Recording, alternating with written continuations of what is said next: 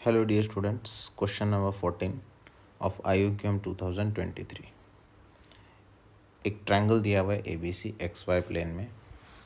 यहाँ पे मैं बना लेता हूँ ट्रायंगल।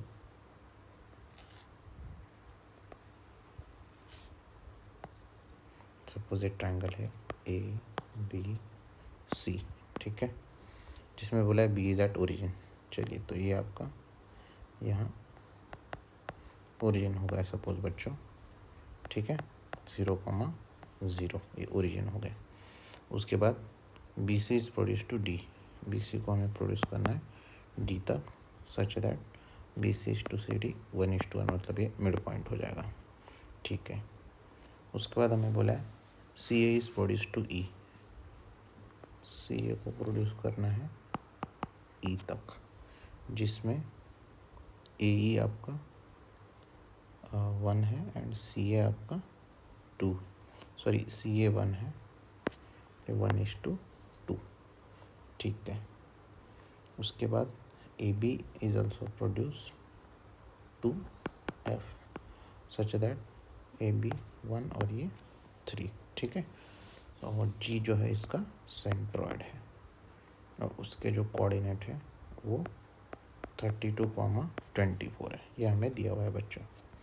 हमें पूछा है कि with the centroid of the triangle DEF, तो ये जो DEF जो ट्रायंगल रहेगा उसका हमें उसका सेंट्रॉयड जो है वो K है। तो फिर हमें G के निकालना है। G मतलब ABC ट्रायंगल का सेंट्रॉयड, K मतलब DEF ट्रायंगल जो है उसका सेंट्रॉयड, तो वो उसका डिस्टेंस निकालना है हमें G के, ठीक है। तो इसमें हम कैसे करेंगे, अब हमें यहाँ पे दो कोऑर्डिनेट पता है, सेंट्रॉयड और ये B। अब इसका जो A है इसका हम कोई ले लेते हैं, A ले लेते हैं, ठीक है। लेट A के जो कोऑर्डिनेट हमने ले लिए वो 0 A, B, ठीक है, ओके। तो ये अगर ले लिया हमने, अब इसमें जो कॉन्सेप्ट यूज़ हो गए मैं यहाँ लिख देता हूँ, ठीक है। जैसे मान लो बच्चों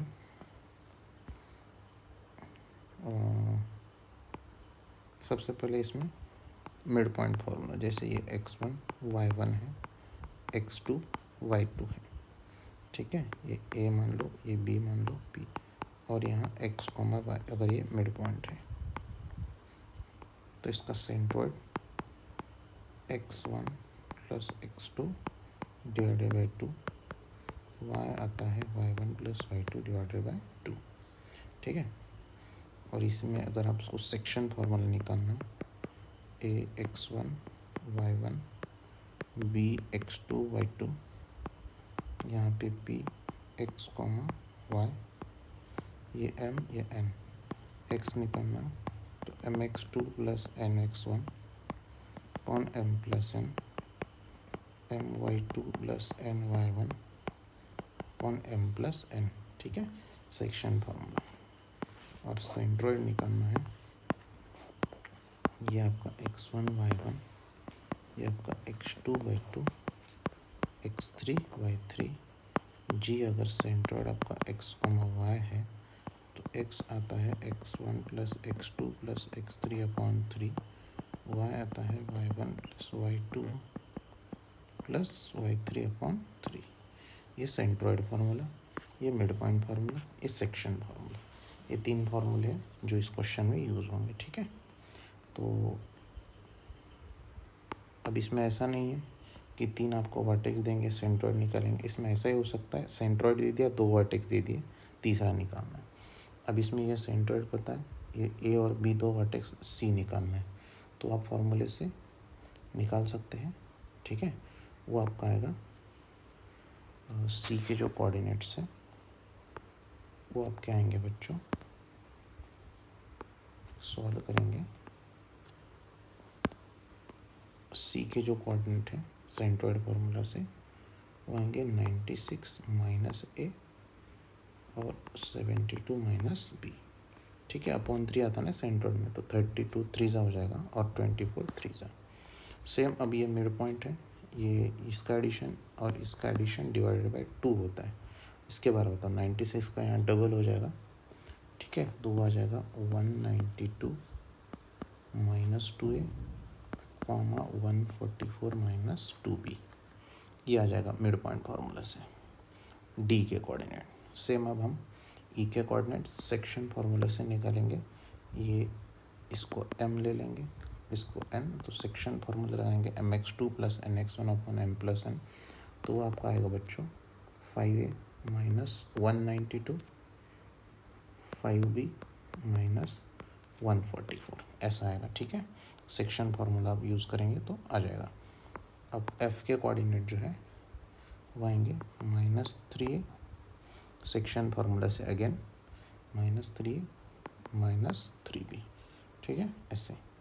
अब हम g के कोऑर्डिनेट अगर निकालें, सॉरी k जो है इसका सेंट्रॉइड है, k जो है वो किसका सेंट्रॉइड है, DEF ट्रायंगल का।